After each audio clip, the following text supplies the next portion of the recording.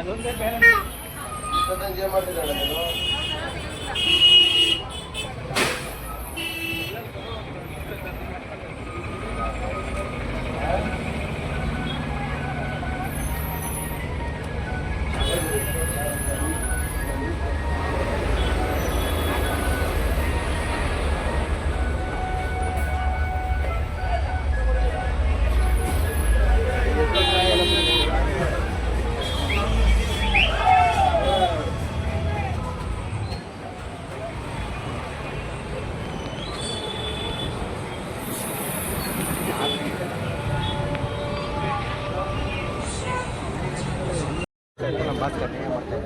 Vishnu sir ಈಗ ಯಾರೋ ಒಬ್ಬ ಸ್ಟಾರು ಒಂದು ಹೆಸರು ಬೆಳಿಬೇಕು ಅಂತಂದರೆ ಬಕೆಟ್ ಇಡಬೇಕು, ಇಲ್ಲಾಂದ್ರೆ ಯಾರೋ ಮೇರು ನಟನ ಹೆಸರು ಬಳಸ್ಕೋಬೇಕು, ಹೆಸರು ಬೆಳಿಬೇಕು ಸರ್. ನಮ್ಮ ವಿಷ್ಣು ಸರ್ ಒಂದು ಏಣಿ ಇದ್ದಂಗೆ ಸರ್. ಅಲ್ಲಿರೋ ಮೆಟ್ಲುಗಳೆಲ್ಲ ಸಿಂಹದ ಹೆಜ್ಜೆ ಗುರುತುಗಳು ಸರ್. ಹತ್ಕೊಂಡು ಹೋಗ್ತಾರೆ ಸರ್, ಒಂದು ಸ್ಥಾನಕ್ಕೆ ಏರ್ತಾರೆ. ಸ್ಥಾನ ಆದಮೇಲೆ ಒಬ್ಬ ನಟ ಆಗ್ತಾನೆ. ನಟ ಆದಮೇಲೆ ಉಪಯೋಗಿಸ್ಕೊಳ್ಳೋ ಮಾತ್ರ ಏಣಿ ಬೇಕು. ಉಪಯೋಗಿಸಿದ ಮೇಲೆ ಏಣಿ ಬೇಕಾಗಿಲ್ಲ, ತಗೊಂಡು ಮೂಲ ಬಿಸಾಕ್ತಾರೆ. ಅದೇ ರೀತಿ ಮೂಲ ತಗೊಂಡು ಬಿಸಾಕಿದ್ದಾರೆ ಸರ್.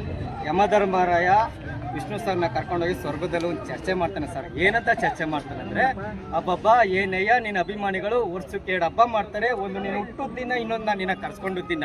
ಹಿಂದೆಸ್ತಿಲ್ಲ ಯಾರ ಮಗನು ಆಚರಿಸಲ್ಲ ಆ ಥರ ಹಬ್ಬ.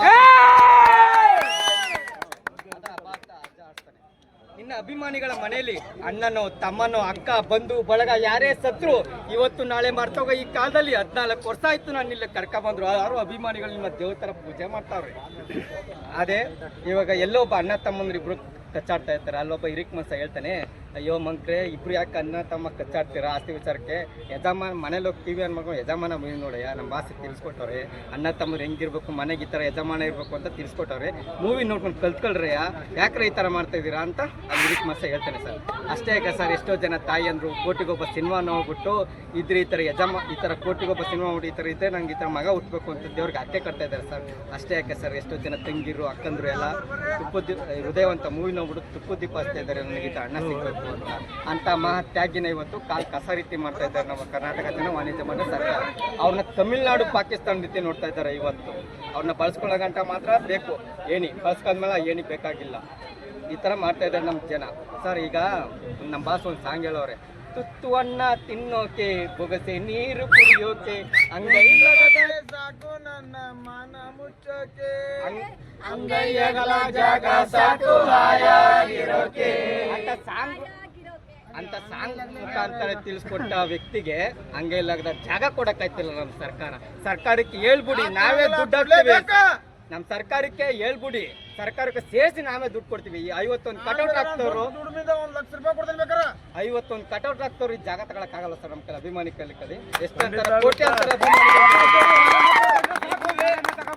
ಈಗಲೂ ನಮ್ಮ ಬಾಸ್ಗೆ ತುಂಬಾ ಅನ್ಯಾಯ ಮಾಡ್ತಾ ಇದ್ದಾರೆ. ಎಲ್ಲ ನೋಡ್ರಿ ಬ್ಯಾನರ್ ಹಾಕೋದು, ಸ್ಟ್ಯಾಚು ಹೊಡೆದಾಕೋದು ಎಲ್ಲ ಅನ್ಯಾಯ ಮಾಡ್ತಾ ಇದ್ದಾರೆ. ಸ್ವರ್ಗ ನರಕ ಎಲ್ಲ ಮೇಲಿಲ್ಲ ಕೇಳ ಜನಕ, ಇಲ್ಲೇ ಕಾಣಬೇಕು ಕೊನೆ ತನಕ.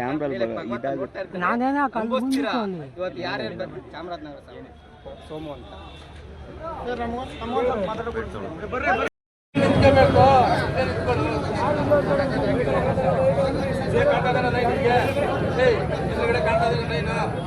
ಅಲ್ಲೂ ನಿಂತ್ಕೋಬೇಕು ತಾನೆ ಹೋಗಿ ನಿಂತ್ಕೊಂಡಿರುವ ಪ್ರಿಯಾಸ